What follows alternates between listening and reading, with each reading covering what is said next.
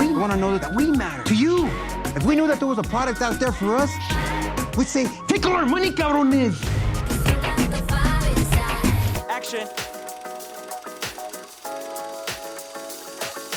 G'day, Jesse.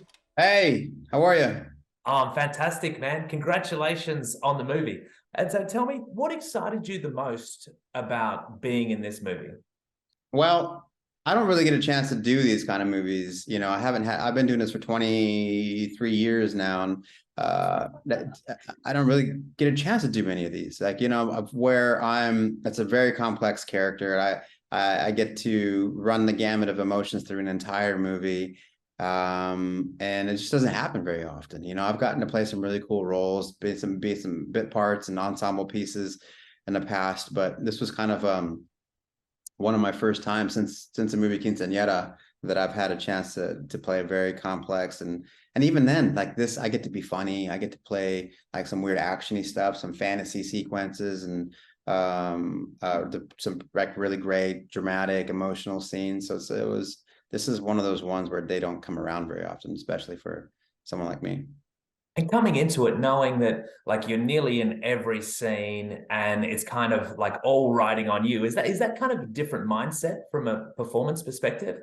I would be lying if said if it wasn't a little bit in the back of my mind, but at the same time, I knew that this was right. This is my role. You know what I mean? I didn't have any imposter syndrome. It was a lot of prep. There's a lot of dialogue. I mean, luckily the studio helped me with an acting coach to help me kind of run lines and figure out some of the things that I was a little stuck on. But it's a daunting role. You know, I think we all had something to prove in this movie, Eva and I and Annie and everyone in the crew, Fide, our DP. So it's one of those movies where we have a really big chance, and you know we're gonna go hard. We're gonna do this movie. Yeah, you become Richard Montanez in the film. Like it's just such a fantastic performance by you, and you spent time with Richard and Judy in their home. Tell me about that experience. They're great. It's funny because, you know, coming into their home where I'm playing Richard, who's still alive and very much alive, and you know, it's I could feel a little bit, you know, while they were very excited to meet. I was like, all right, let's see who this guy is. You know, there's a little bit of like healthy sizing up. You know what I mean? But you know, I was able to win him over and have him be comfortable with what I was going to try and do in the movie and what Eva and I had planned, and they couldn't have been more and more lovely. And can you give me an example of one little thing that you took away from that experience that you didn't realize beforehand that you were able to incorporate into the character?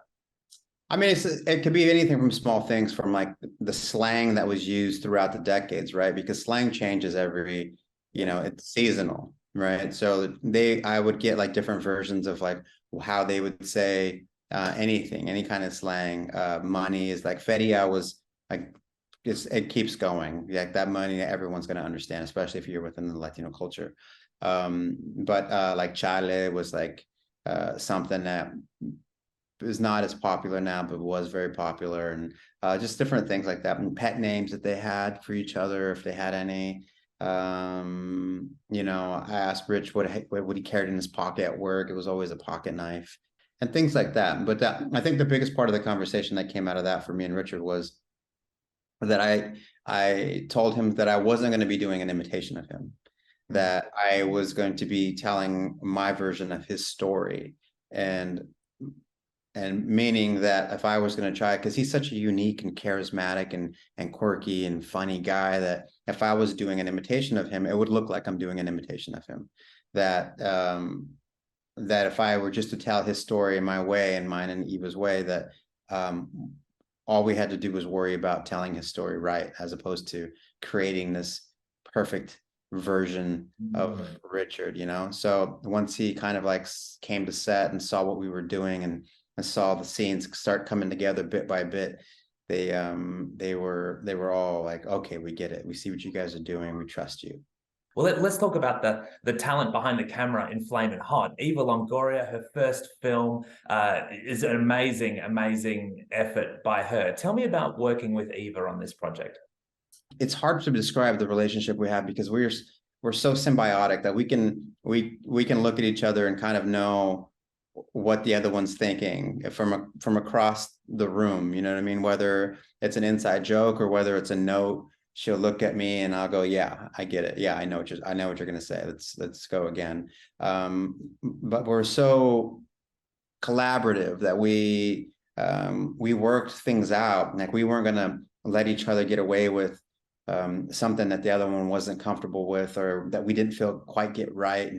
And we always walked away going, yeah, we did everything we could on that scene, and pushed each other. And it was, and the same thing with Annie, and like having important, great partners, which is another great theme of the movie, is, you know, the support system that Richard and Judy had for each other. Yeah, absolutely. And it comes across on the screen.